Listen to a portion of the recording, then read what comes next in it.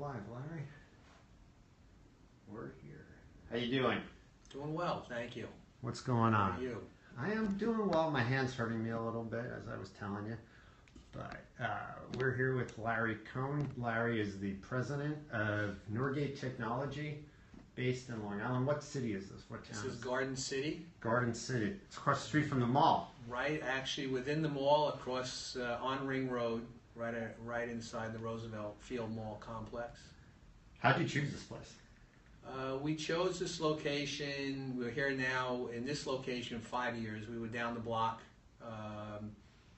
for 15 years, about a mile down the block towards Mineola.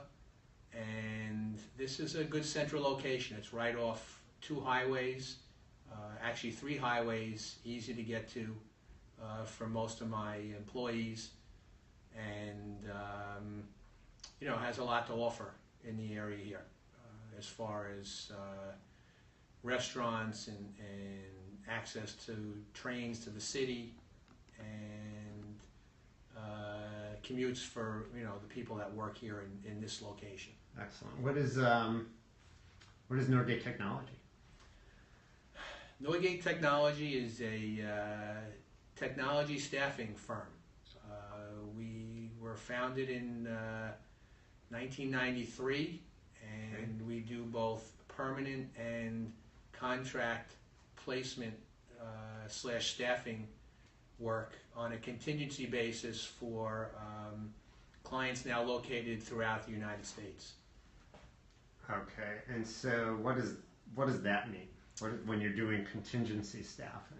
What we do is, well, twofold. We do on the contingency staffing side, we help our clients fill information technology needs in anywhere from probably 25 to 30 different skill sets / disciplines to work mainly in-house on their projects. They could be you know, short-term 3 to 6 month projects, and some of the projects can extend for many years.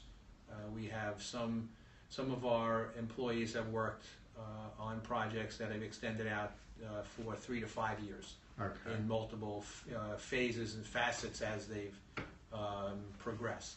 So that's as the client needs work, they come to you for that specific.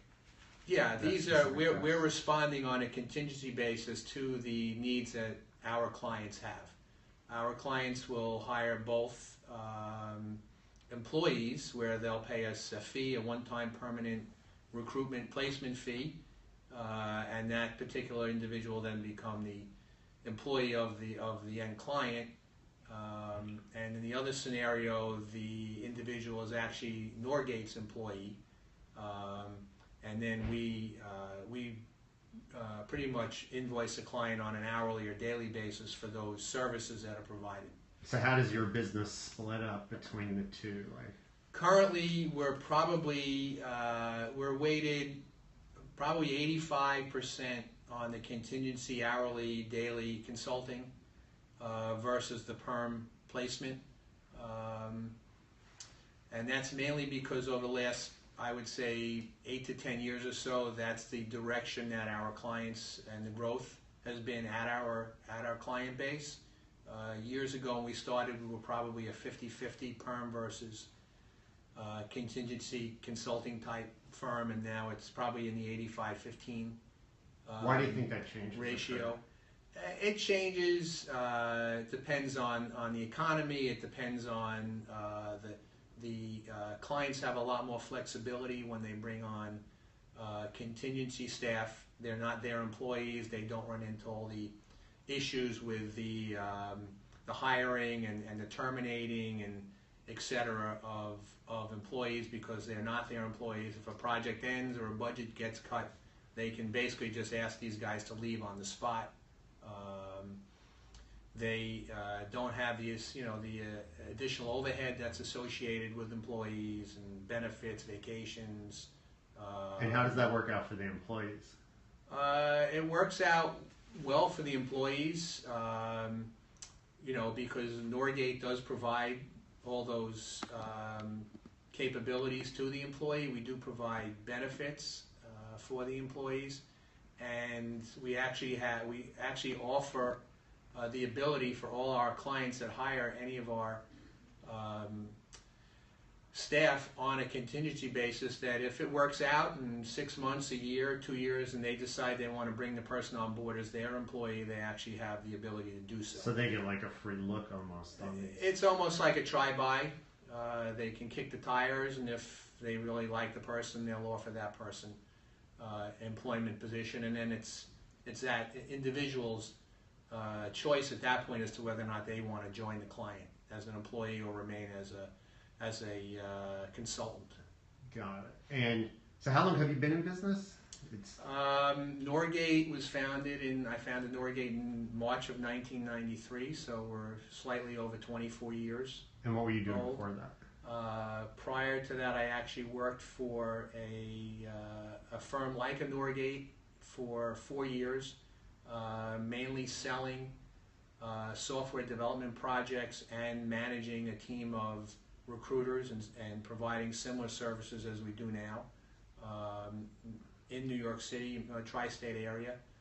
And prior to that, I was a salesman / sales manager for a systems integration company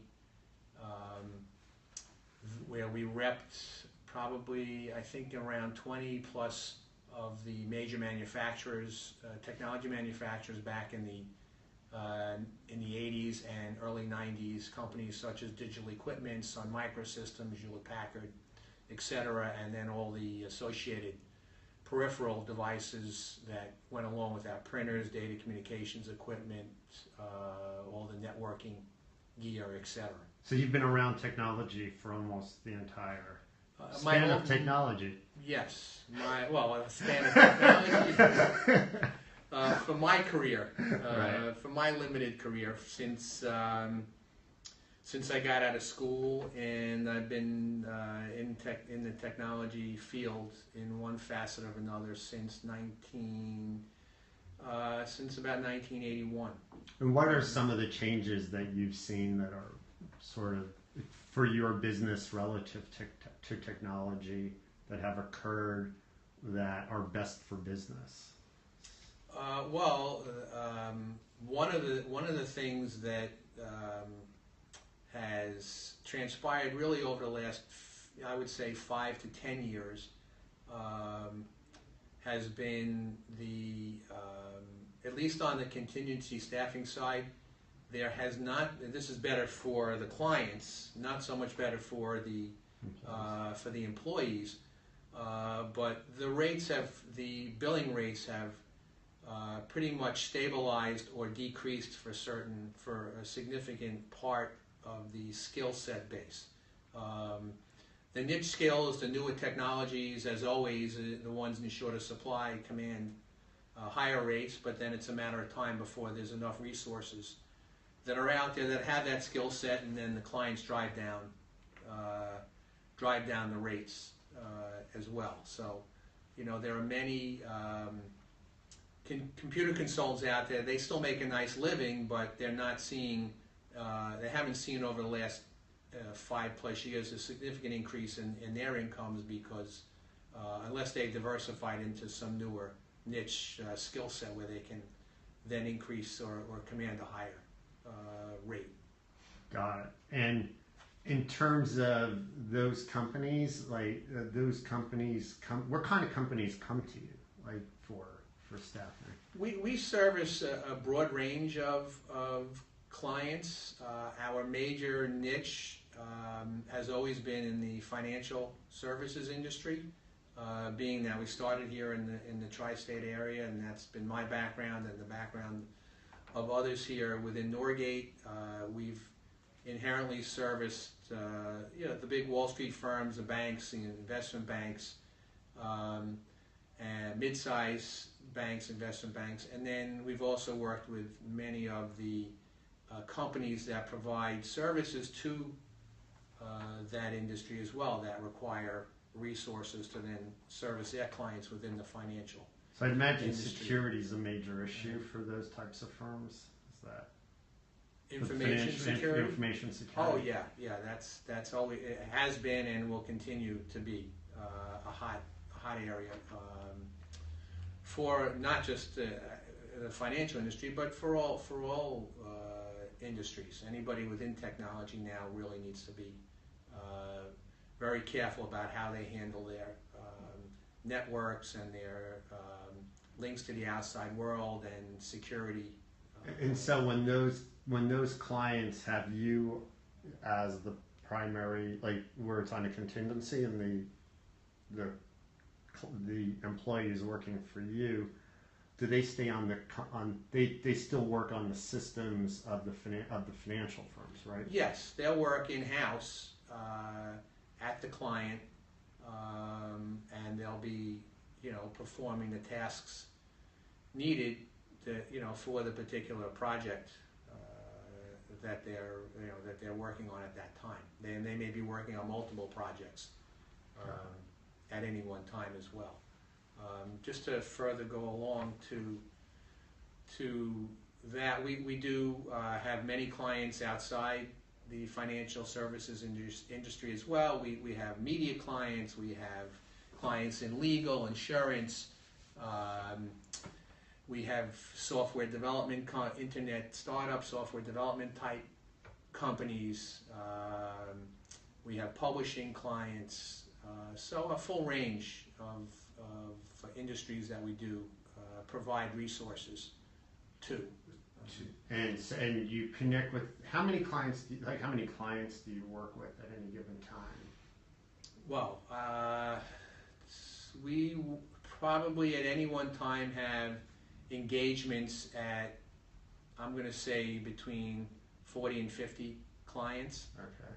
And some of those engagements can involve one individual, some of those engagements where we have clients where we have 40, 50 or more. What's the largest individual? Without going to the company's name, like what's the largest? We have clients that have 100 plus resources located in various cities around the country.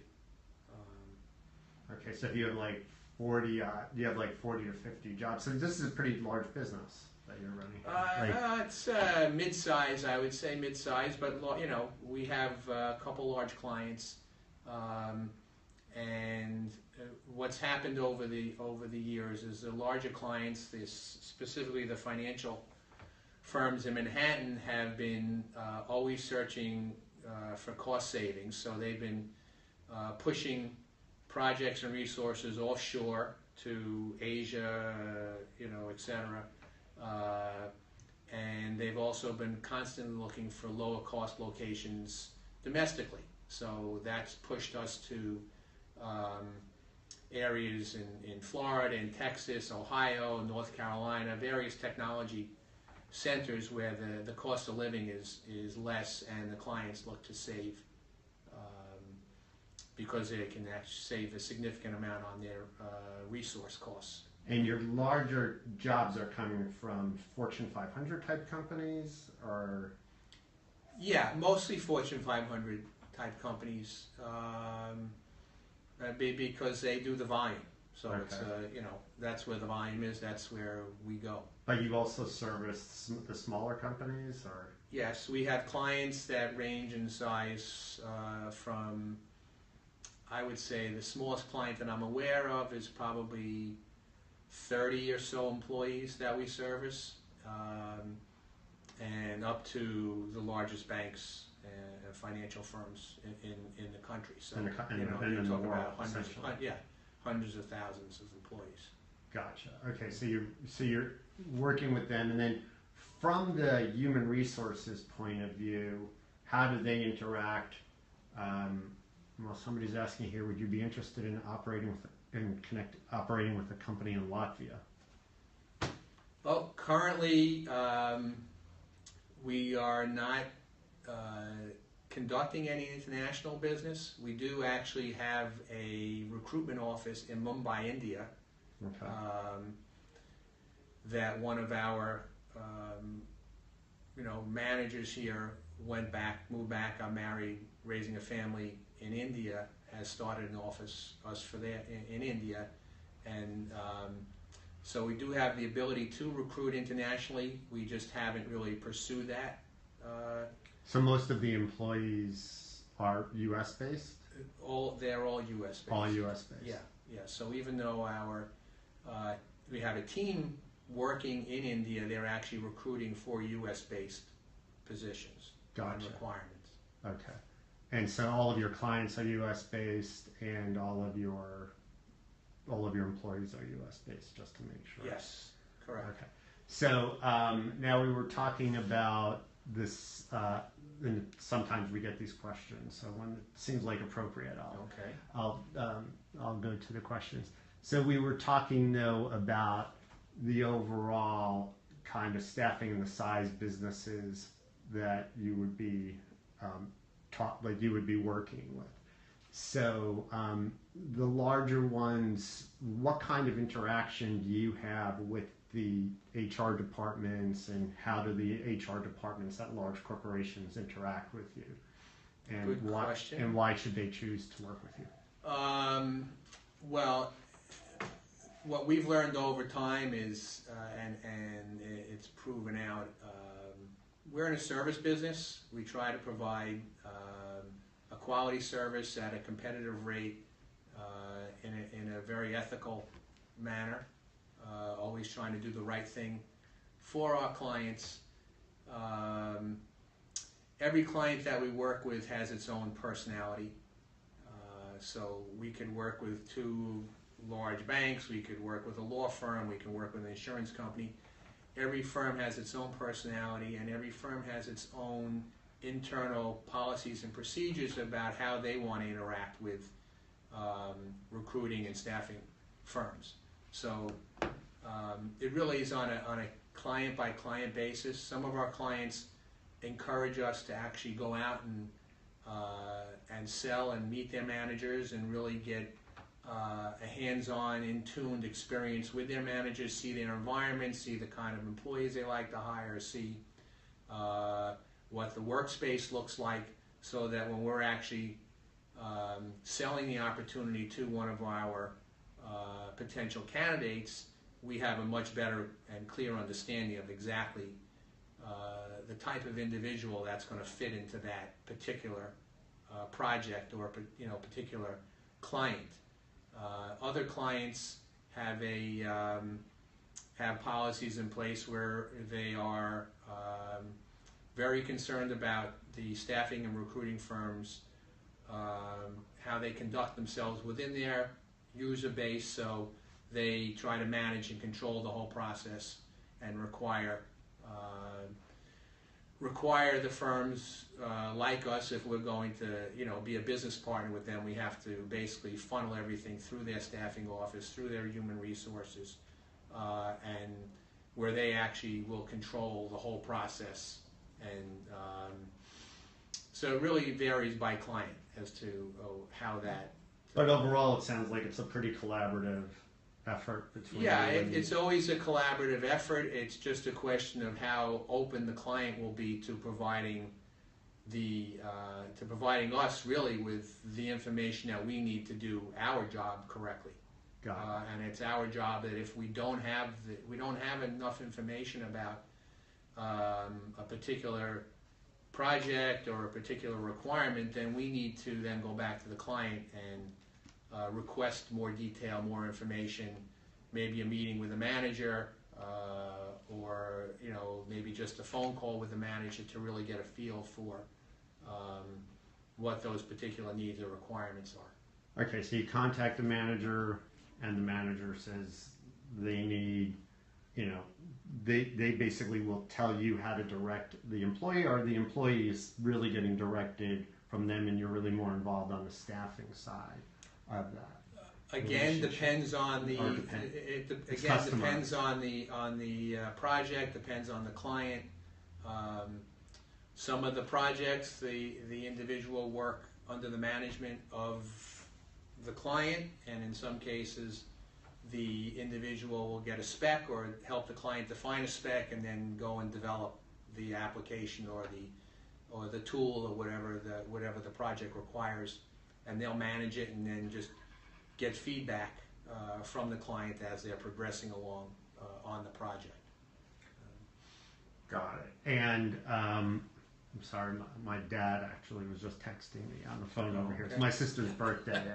And if my dad is watching this, Dad, I already wished him a happy birthday. Sis. I actually left my phone on my desk at the moment. Yeah, that's one of the things about actually having this all going on at the same time. I'm not getting that. So basically, when you have this kind of collaborative effort, you work with the client over the course of months on the specific project.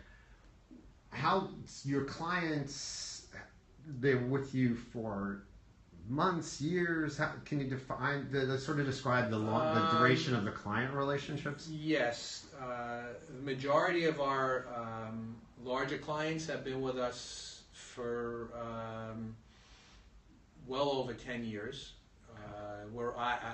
As a sales and staffing organization, obviously we're always looking and adding new clients, and occasionally, you may lose a client, or a client moves, or there's, various reasons why you may or may not, continue to do business with a particular client. Could be an acquisition, could be, various reasons. They offshore all the work that they're doing to a large outsourcing firm, or et cetera. So, but we do try to establish long-term relationships with our clients.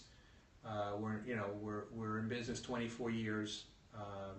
What do you think that you guys do different that makes it work? It's a good question. I think that this. It's a commissioned business. Our recruiters, our salespeople are they're commissioned on their production. But I've always run the shop. I've always run Norgate as an honest and fair organization. We have established ourselves as providing quality resources. We may not provide the most resources, but we're going to provide resources that meet the needs of the client. We're not going to waste our clients' time by providing resources that don't fit a particular requirement. So we understand the technology. We have all our resources basically teched out on their skill set. We evaluate and make sure that we're providing resources that are, if they're not 100% fit for a requirement, they're pretty close.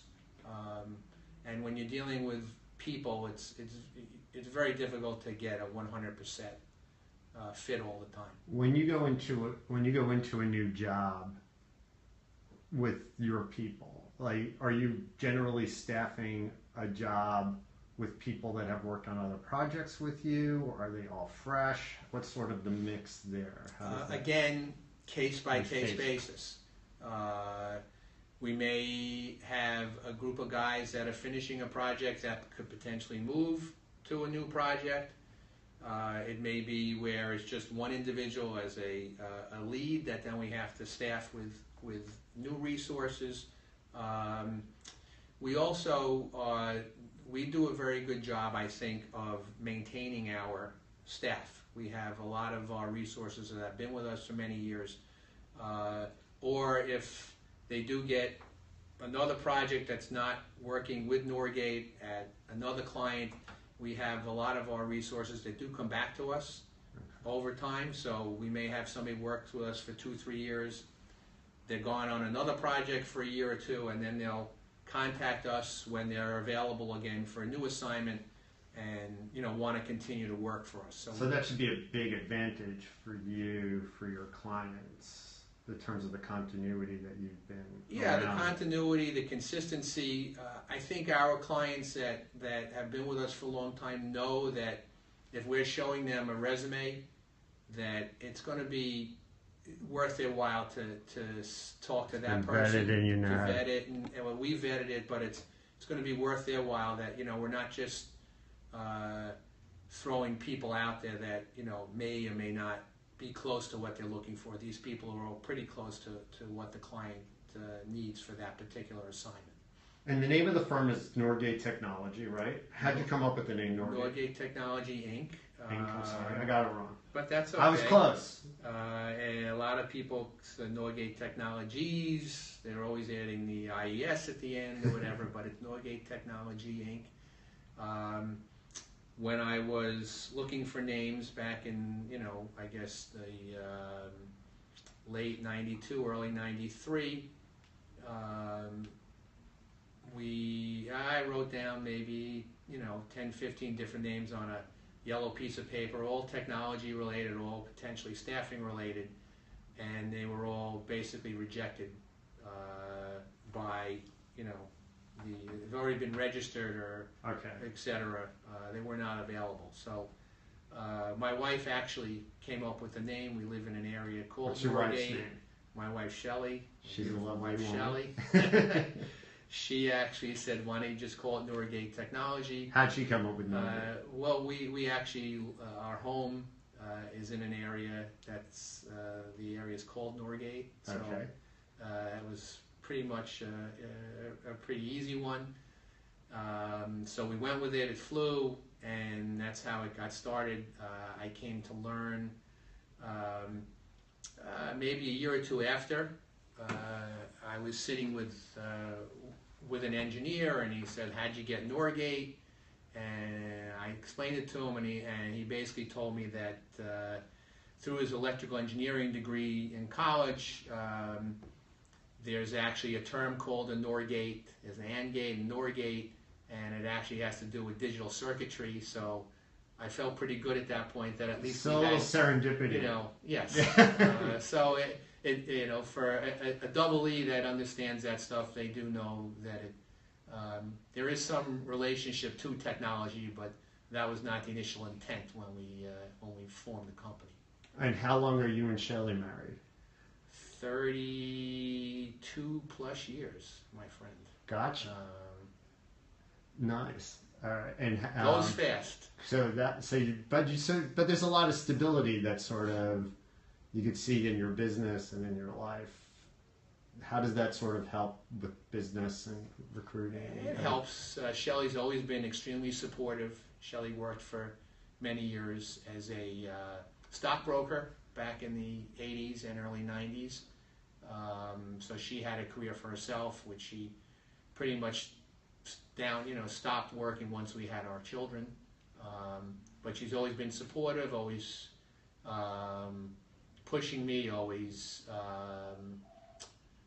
Shelley's a glass half full type person, so always, looking at the brighter side of things. What about you? Are you glass half full, glass half empty? No, I'm always a glass half full. Okay. I'm always, you learn from your mistakes, you move on, you don't worry, you learn from your mistakes, you learn from the past, and you can basically always do better going forward. Is that helpful in terms of running the business, being that kind of personality? It's extremely helpful in this business. Explain. This is a type of business that never fails to surprise you. When you're dealing with people, there's always something that can go wrong or will go wrong. And one of the things we talked about before was ethics and longevity, and we try to pride ourselves in working with good quality individuals. But occasionally, this is a competitive field, and if we offer an individual an assignment and the individual commits to an assignment, and then one of our competitors calls him up prior to him starting our assignment or when he's just at the assignment and offers him another assignment, and it's for more money, or it's a more interesting set of applications or tools or whatever he's going to be working on, there's not a tremendous amount of loyalty from the candidate side of the industry. There's loyalty on the client side, and there's loyalty on our side, and we try to work as much as we can with those individuals on the candidate side that are loyal, but they're always trying to improve themselves. They're always looking for bigger and better, a new project, new technology. They're trying to advance their career, so that happens. And you just we as a firm try to do our best to minimize those events when we can. And so your optimism comes into play, or your glass half full nature comes into play through that, in terms of plowing through those situations? It has to, because you know, you'll get the next person. You know, you'll find another guy. There's always somebody else out there that's just as good or better, that, you know, has that skill set, and, you know, may take you time to find them, but you'll find them. And what are some of the other principles, like sort of glass half full optimism? What are some of the other sort of guideposts of the company? Well, you know, the integrity piece, which I mentioned before, the honesty piece, I think the extent that we have to vet our resources, being that a large piece of our client base is a Fortune 500 client base, they have a lot of regulatory issues that they have to deal with, and we need to make sure that our resources can clear background checks and can start an assignment, because there are sometimes restrictions that the clients have to on the types of resources and et cetera that they can hire. And earlier you mentioned quality. How important is quality to you? Quality is probably the number one thing.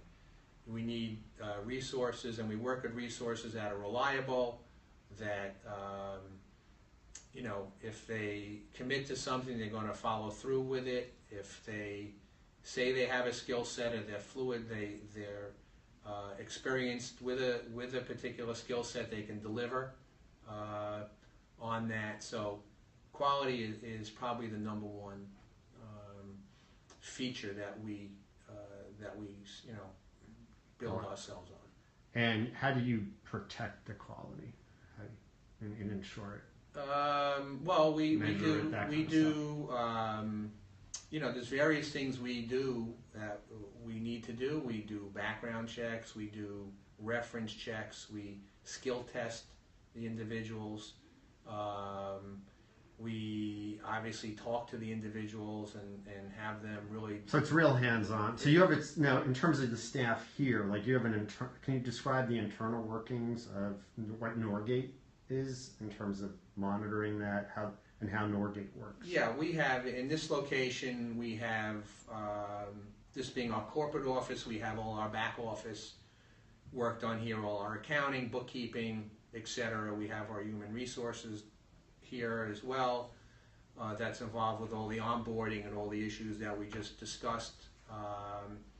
And then we have our sales people / recruiters who are busy all day long, either filling requirements that we have from our clients, or seeking out new requirements from both existing and new clients. Do you follow sports? I do, quite extensively, but not as nearly as extensively as I used to. What are your favorite teams? Your favorite athletes? Well, my favorite teams. My favorite team is the football Giants. Okay. The football Giants.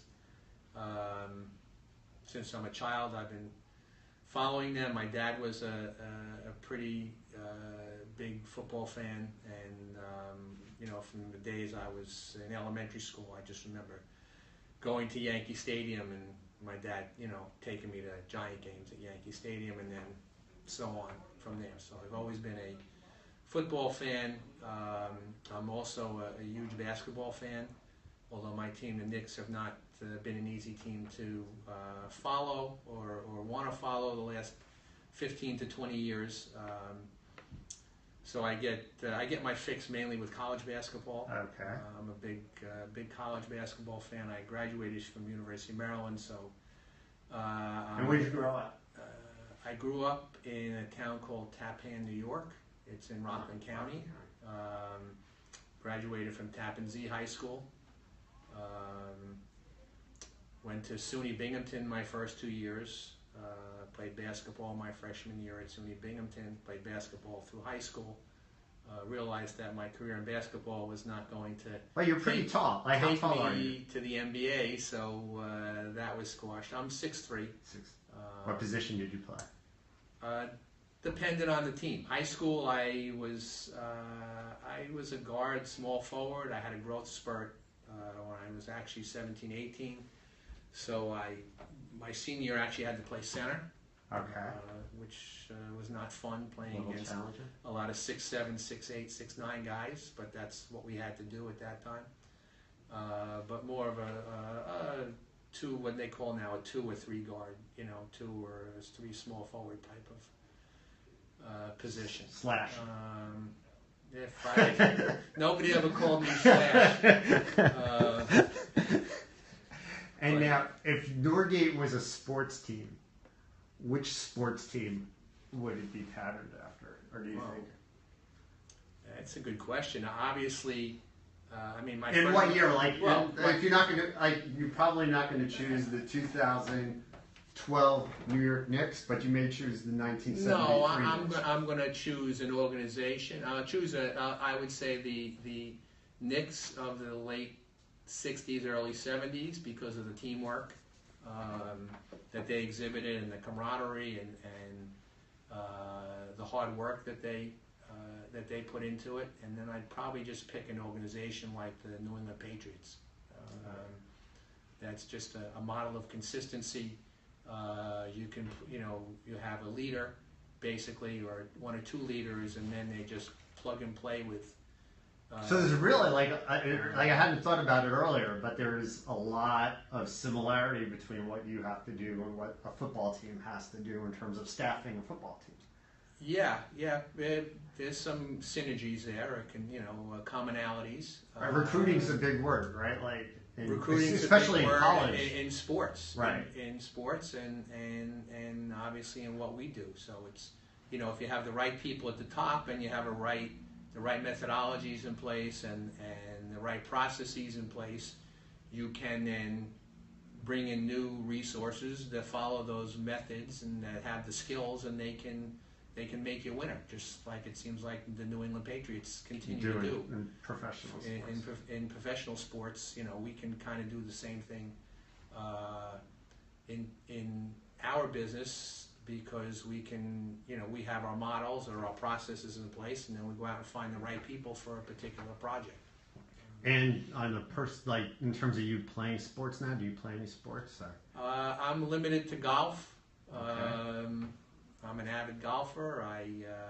The joints don't allow me to play what I used to love: basketball, tennis, etc. But pretty much relegated to golf now and working out. And how do you take what you don't just golf like once a month, right? Like you golf a little bit more often. Yeah, I golf regularly. Try to golf on the weekends as much as I can.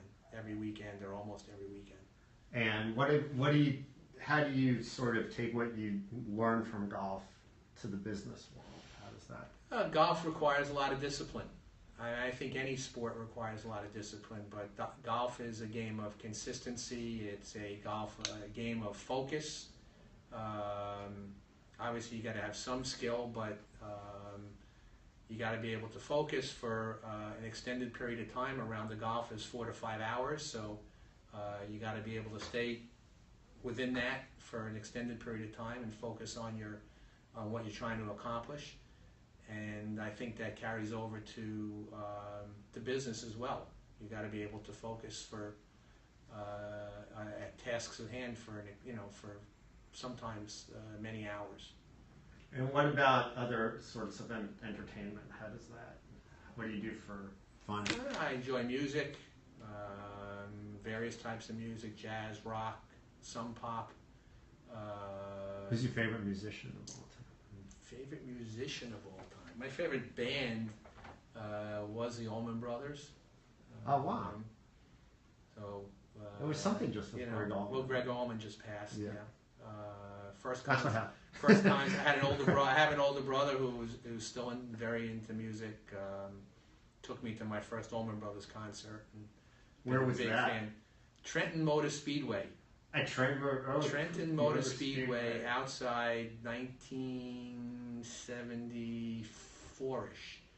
Okay, right in, not too long after. Exit 7 off the turnpike, right? Somewhere down there. Not too long after Dwayne Allman passed, but was still remembered, still have visuals of the day from that. Yeah, so I enjoy that, and I enjoy my family. I have 2 daughters, 29 and 24. One's married recently. Well, actually, 2 weeks will be their anniversary. Oh. So I love spending time with my kids and the family. Nice. And you get along with your son-in-law? We do. Nice. We do. My son-in-law is also a techie. Okay. Has a startup company, a tech-based startup company, and is very into technology, and I think we have some common grounds there, and he likes golf, and it's all good. Excellent. Nice. Okay, so just to sort of we're going to wrap things up, but in terms of what Norgate is, like if you just wanted to sort of like summarize everything for what you want people to know about Norgate.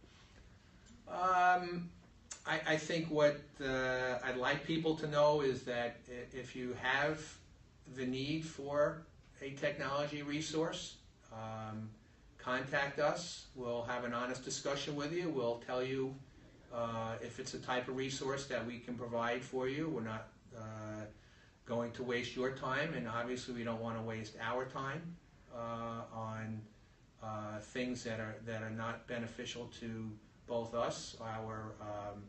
Our goal is to have a 3-way win. If we find a client and we can fill the requirement at the client, and we fill it with a candidate who's happy with the requirement, then the candidate wins, the client wins, and we win. And that's really what we strive for. Excellent. All right. Thank you for your time. Thank you.